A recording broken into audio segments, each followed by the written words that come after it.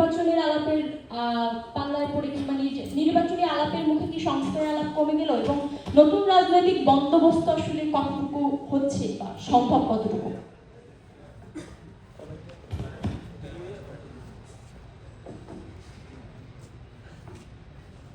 সবাইকে আমার সালাম ও শুভেচ্ছা এবং বৈষম্যবিরোধী ছাত্র আন্দোলনকে আজকের এই আয়োজনের জন্য আমি সাধুবাদ জানাই। এই সেশনের আলোচনার বিষয়বস্তু হচ্ছে বিচার, সংস্কার ও নির্বাচন। এবং ইতিমধ্যে আমাদের যারা সম্মানিত বক্তা যারা কথা বলেছেন তারা এ বিষয়ে এই মুহূর্তের যে বাস্তবতা তাদের কথাবার্তার মধ্যে অনেকটাই উঠে এসেছে। ফলে আমি আর সেগুলো রিপিট না করে অন্য কতগুলো জিনিস এই একই বিষয়ে বলতে চাই যে বিচার, সংস্কার। যেমন ধরুন প্রথম কথাটাই হচ্ছে বিচারের প্রশ্ন। এখানে একজন সম্মানিত প্রসিকিউটর আছেন, তো বিচারের ব্যাপারে আমার কাছে যেটা মনে হয়েছে যে আমরা খুব একটা গোল্ডেন অপরচুনিটি মানে হারাচ্ছি কিনা। এখনও সময় আছে, কারণ বাংলাদেশে গত জুলাই মাসে একটা মানবতা বিরোধী অপরাধ সংঘটিত হয়েছে, ক্রাইমস এগেনস্ট হিউম্যানিটি। এটাকে জেনোসাইডের পরে সবচেয়ে ঘোরতর একটা ক্রাইম হিসেবে ধরা হয় আন্তর্জাতিক আইনে। কিন্তু আমার কেন জানি মনে হয় যে আমরা এই জুলাই হত্যাকাণ্ডকে একটা নর্মাল স্বাভাবিক যে ফৌজদারি অপরাধ, সেই ফৌজদারি অপরাধের মতো করে ট্রিট করছি। এবং এর ফলে যে যা যা সমস্যা তৈরি হচ্ছে, এবং আমি ট্রাইব্যুনালের শত আন্তরিকতার পরেও আমি জানি যে তারা অত্যন্ত পরিশ্রম করছেন এবং কমিটেড তাদের কাজের প্রতি, কিন্তু নানা যে প্রতিবন্ধকতার মধ্যে যারা করছেন, এটা কিন্তু এই একটা কারণ। যেমন আমি জানি না যে আমাদের সম্মানিত মানে প্রসিকিউশনের কাছ থেকে একটা কথা এসেছে যে শেখ হাসিনাকে যখন একটা কথা আসলো যে আইসিসিতে তোলার, আপনারা জানেন যে কিছুদিন আগে ফিলিপাইন্সের সাবেক স্বৈরশাসক দুতের্তে তাকে তোলা হয়েছে মানে আন্তর্জাতিক অপরাধ আদালতে। তো আমরা যেমন গণ অভ্যুত্থান করলাম, এবং এটা এই জেনারেশনের বাংলাদেশের জনগণের তো বটেই, বিশেষত এই জেনারেশনের এই তরুণদের একটা হিস্টোরিক অ্যাচিভমেন্ট। পরে যাই হোক, পরে যাই আরও যদি খারাপ কিছু হয়, তবু আমরা কিন্তু অলরেডি যেটা আমাদের অ্যাচিভমেন্ট যেটা হয়েছে সেটা খুব হিস্টোরিক। তো এরকম আরেকটা ঐতিহাসিক অর্জন হতে পারতো যে যদি আমরা শেখ হাসিনাকে অন্তত শেখ হাসিনাকে আন্তর্জাতিক অপরাধ আদালতে তুলতে পারতাম। বা এখনও আমরা এটা কেন ভাবছি না আমি জানি না, কারণ এটা করতে পারলে এই যে এখন যে কথাটা একটু আগে আমাদের সম্মানিত মাসুদ ভাইও বলেছেন যে বিচার না হওয়া পর্যন্ত নির্বাচন, কিংবা এই কথাগুলো বললেই কিন্তু আমাদেরকেও কাঠগড়ায় দাঁড় করানো হচ্ছে যে আপনারা নির্বাচন বাঞ্চার করার জন্য বিচারকে ঢাল হিসেবে ব্যবহার করছেন। তো যদি আমরা অন্তত শেখ হাসিনাকে আন্তর্জাতিক অপরাধ আদালতে তুলতে পারতাম, তাহলে কিন্তু আর এই বিচার না সংস্কার, বিচার না নির্বাচন, এগুলোর দরকার পড়তো না। কিন্তু এটা আমরা এখনো কেন সিরিয়াসলি ভাবছি না, কিংবা প্রসিকিউশনের তরফ থেকে কেন এটা সম্ভাবনাকে নাকচ করে দেওয়া হয়েছে আমি জানি না, হয়তো প্রসিকিউশনের অন্য কোনো বিবেচনা আছে। তো বিচারের প্রশ্নে আমার হচ্ছে এটা অবস্থান যে আমরা একটা বাংলাদেশে গত জুলাই মাসে যেটা জাতিসংঘের ডকুমেন্টে পরিষ্কার বলা হয়েছে যে বিশ্বাস করবার যৌক্তিক কারণ আছে যে বাংলাদেশে একটা ক্রাইমস এগেনস্ট হিউম্যানিটি ঘটেছে। এইটাকে আমরা খুব বেশি মানে এটার গ্র্যাভিটিটাকে আমরা বুঝতে পুরোপুরি পেরেছি কিনা সে ব্যাপারে প্রশ্ন আছে। এর বাইরে এরপরে সংস্কারের যেটা সংস্কার বাংলাদেশের নতুন কোনো কথা না। এখানে মঞ্জু ভাই আছেন, মঞ্জু ভাই সহ মানে তার দল সহ এখানে আরও কিছু ছোট ছোট দল কিন্তু এই গণঅভ্যুত্থানের আগের থেকেই সংস্কারের কথাগুলো বলে আসছিলেন। ফলে সংস্কার বাংলা কিংবা সেই যে নিরাপদ আন্দোলনের সময় থেকে শিক্ষার্থীরা কিন্তু সংস্কার, মেরামত এই কথাগুলো বাংলাদেশের রাজনীতিতে বা জনপরিসরে তারা নিয়ে এসেছে। ফলে এগুলো কোনো নতুন কথা না। যেটা হয়ে গেছে গণঅভ্যুত্থানের পরে, এটা একেবারে একটা অনিবার্য বাস্তবতায় পরিণত হয়েছে। এই সংস্কার আমাদেরকে করতে হবে। এবং কমিশনগুলো গঠন করা হয়েছে, অনেকগুলো কমিশন আলাদা আলাদা কাজ করেছে। অনেকগুলো বিষয়ে আমাদের অনেকগুলো প্রশ্ন থাকার পরেও আমরা কিন্তু এই প্রসেসে মানে কোঅপারেট করেছি।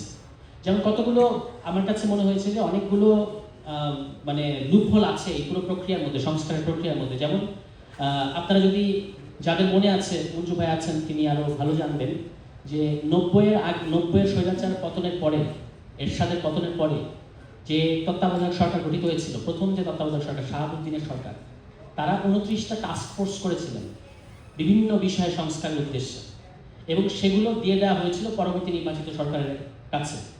কিন্তু ইতিহাস বলছে যে একটা সংস্কারও বাস্তবায়ন হয়নি। এটা হলো 1 নম্বর কথা। 2 নম্বর কথা হচ্ছে 3 জোটের বিখ্যাত রূপরেখার কথা আপনারা জানেন। 3 জোটের রূপরেখা, যেটা একই দিনে 1990-এর 19 নভেম্বর ঢাকা শহরে 3টা আলাদা আলাদা স্পটে 3টা রাজনৈতিক জোট, আওয়ামী লীগের একটা জোট, বিএনপির একটা জোট, বামপন্থীদের একটা জোট, এরা একটা 3 জোটের রূপরেখা ঘোষণা করেছিল। সেখানেও কিন্তু অনেকগুলো কথা ছিল যে বাংলাদেশে কখনো আর ভোট কারচুপি হবে না, বাংলাদেশে কখনো মিডিয়া কু হবে না, বাংলাদেশে কখনো মত প্রকাশের স্বাধীনতাকে হস্তক্ষেপ করা হবে না, এবং একদিনের জন্য অনির্বাচিত সরকার ক্ষমতা গ্রহণ করতে পারবে না, ইত্যাদি ইত্যাদি। প্রধান কথাটা ছিল দুটো কথা, একটা হলো সার্বভৌম সংসদ হবে, যেটা একটা ফান্ডামেন্টালি রং কনসেপশন, ওইটার আলাপ আমি আপাতত করবো না। আরেকটা হচ্ছে আপনার এই যে মানে বাংলাদেশে আর কখনো ভোট কারচুপি হবে না। আইরনি হচ্ছে 91 সালের পরে যে সরকার ক্ষমতা এসছে, বিএনপি সরকার, তাদের অধীনে সর্বপ্রথম যে উপনির্বাচন হয়েছে একটা মাগুরা এবং মিরপুরে, দুটো নির্বাচনী প্রশ্নবিদ্ধ এবং দুটো নির্বাচনী কারচুপি হয়েছে, যে কারণে পরবর্তীতে জামায়াত ইসলাম সহ আওয়ামী লীগ সহ তৎকালীন যে বিরোধী দলগুলো আছে তাদের যে নির্দলীয় সরকারের অধীন কিংবা তত্ত্বাবধায়ক সরকারের অধীনে নির্বাচনের দাবিটা কিন্তু তখন অনেক মোমেন্টাম পায়। ফলে রাজনৈতিক দলগুলো কিন্তু তাদের কথা রাখে নাই, মানে অর্থাৎ তখন এই যে আপনি 3 জনের রূপরেখা করলেন, সেখানে অনেকগুলো প্রতিশ্রুতি দিলেন, 29টা টাস্ক ফোর্স হলো সংস্কার উদ্দেশ্যে, সেগুলো আপনি বাস্তবায়ন করলেন না, ঠিক আছে, এটার দায় কিন্তু তখন তৎকালীন রাজনৈতিক দলগুলোকে নিতে হবে। বিএনপি করে নাই, পরবর্তীতে যারা ক্ষমতা এসছে আওয়ামী লীগ তারাও করে নাই, এবং 2001 সালের আগে আবারও অনেকগুলো টাস্ক ফোর্স হয়েছে 16টার মতো, কখনোই এগুলো হচ্ছে না। কেন হচ্ছে না? কারণ আমরা বারবার এগুলো ছেড়ে দিচ্ছি রাজনৈতিক দলগুলোর মানে কি বলে এটাকে, সদিচ্ছার উপরে।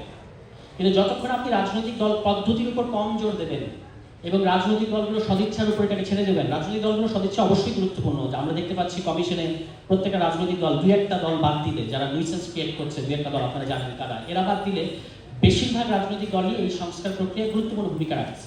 ফলে তাদের সদিচ্ছার প্রশ্নটা অবশ্যই গুরুত্বপূর্ণ। কিন্তু এর বাইরেও যে ব্যাপারটা আছে সেটা হচ্ছে পদ্ধতি বিষয়টা আমরা ওভারলুক করতে পারি না। এখন আমরা যেখানে এসে দাঁড়িয়েছি, এই যে এখানে সাব ক্যাপশনে লেখা কোন পথে বাংলাদেশ, বাংলাদেশের পথ আসলে একটাই, সেটা হচ্ছে বাংলাদেশ আলটিমেটলি নির্বাচনের দিকে যাবে।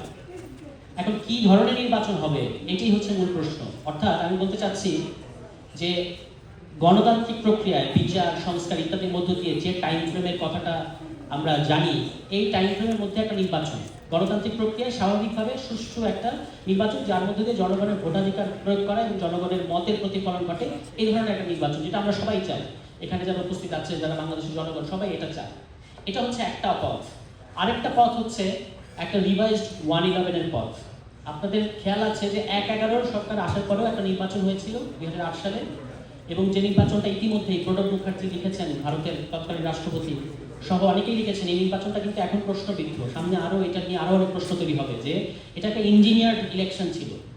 তৎকালীন দিল্লি আওয়ামী লীগ এবং আরও যারা যে 111 সরকারের যারা কুশীলব, তাদের মধ্যে একটা নেগোসিয়েশনের মধ্য দিয়ে আওয়ামী লীগকে ক্ষমতায় নিয়ে আসা হয়েছিল, এই কথাটা এখন শোনা যাচ্ছে। ফলে আমরা যদি এই যে বিচারের প্রশ্ন, সংস্কারের প্রশ্ন, এগুলো যদি, বা ডেমোক্রেটিক ট্রানজিশনের প্রশ্ন, এগুলো যদি ওভারলুকড হয় কিংবা যদি এটা ভেস্তে যায় কোনো কারণে, তাহলে যারা এসে মাঝখানে ইন্টারভেন করবে এবং বলবে যে আপনারা পাচ্ছেন না, এখন আমাদেরকে দায়িত্ব নিতে হবে, তারাও কিন্তু এসে একটা ইলেকশনই দেবে, কিন্তু সেই ইলেকশন আসলে সুষ্ঠু নির্বাচন হবে না, এবং তার মধ্যে দিয়ে বাংলাদেশের জনগণের মানে যেটাকে বলে যে একটা মতের, সুষ্ঠু মতের প্রকাশ, সেটা হবে না। তো এই প্রশ্নটা আমাদের সামনে আছে। এখন এই মুহূর্তে লাস্ট যেটা আমি বলবো সেটা হচ্ছে সর্বশেষ যে এখন যে কমিশনের কাজ প্রায় শেষের দিকে, কমিশন অনেকগুলো প্রস্তাব করেছেন এবং সেখানে রাজনৈতিক দলগুলো গুরুত্বপূর্ণ ভূমিকা রেখেছে। কিন্তু যেটা মুশকিল হচ্ছে এই প্রক্রিয়ায়, যে আমি একটু খুব অবাক হয়েছি, আমরা এই প্রক্রিয়ায় সর্বোচ্চ সহযোগিতা করেছি প্রত্যেকটা রাজনৈতিক দল, তবুও আমি একটু অবাক হয়েছি যখন ঈদের আগে প্রধান উপদেষ্টা হুট করে যখন একটা জাতির উদ্দেশ্যে ভাষণ দিলেন, তার সর্বশেষ জাতির উদ্দেশ্যে যে ভাষণ, রাজনীতিবিদ নুরুল হক নূর এবং গণ অধিকার পরিষদের সভাপতি নুরুল হক নূর আমাদের মাঝে এসেছেন, আমরা তাকে স্বাগত জানাই এবং তিনি আসন গ্রহণ করছেন।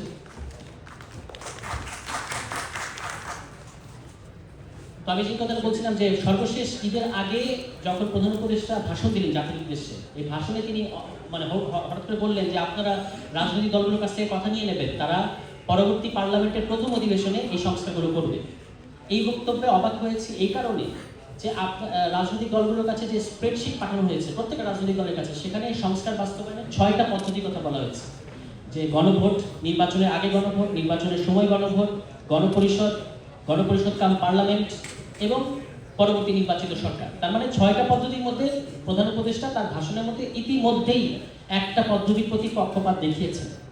এবং এখন যে জুলাই সনদের যে খসড়াটা ঘুরে বেড়াচ্ছে, এই খসড়ার মধ্যে একটা খুব বিপজ্জনক কথা লেখা আছে, এবং আমি আহ্বান জানাবো যে যারা বাংলাদেশে পরিবর্তন চায়, যে সকল রাজনৈতিক দল, তারা এটার বিরোধিতা করবে। সেখানে বলা হচ্ছে যে এই যে সংস্কারের যে লিস্টগুলো করা হয়েছে জুলাই সনদের মধ্যে, এইটা আগামী নির্বাচিত সরকার ধাপে ধাপে 2 বছরে বাস্তবায়ন করবে।